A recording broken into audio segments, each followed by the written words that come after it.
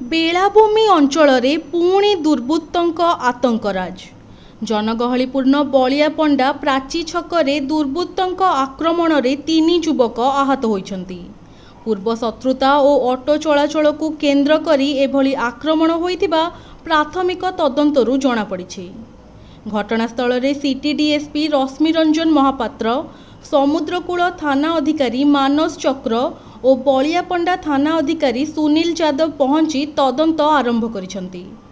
ଆହତ ଯୁବକମାନେ ବଳିଆପଣ୍ଡା ଅଞ୍ଚଳର ରମେଶ ପ୍ରଧାନ, ଗୁଡୁ ପ୍ରଧାନ ଓ ନୀତିଶ ବେହେରା ବୋଲି ଜଣାପଡ଼ିଛି। ଦୁର୍ବୃତ୍ତଙ୍କ ଆକ୍ରମଣରେ ରମେଶ ଗୁରୁତର ହୋଇଥିବା ବେଳେ ଅନ୍ୟ 2 ଜଣ ସାମାନ୍ୟ ଆହତ ହୋଇଛନ୍ତି। ଆହତମାନେ ଅଟୋ ଚାଳକ ବୋଲି ପୋଲିସ ସୂଚନା ଦେଇଛି। ଆକ୍ରମଣ ଘଟଣାରେ ସମ୍ପୃକ୍ତ ଥିବା ଅଭିଯୋଗରେ 2 ଜଣଙ୍କୁ ପୋଲିସ ଥାନାରେ ଅଟକ ରଖି ପଚରାଉଚରା ଚଳାଇଛି। ସେମାନଙ୍କଠାରୁ ପୋଲିସ 2ଟି ବାଇକ୍ ଜବତ କରିଥିବା ଜଣାପଡ଼ିଛି।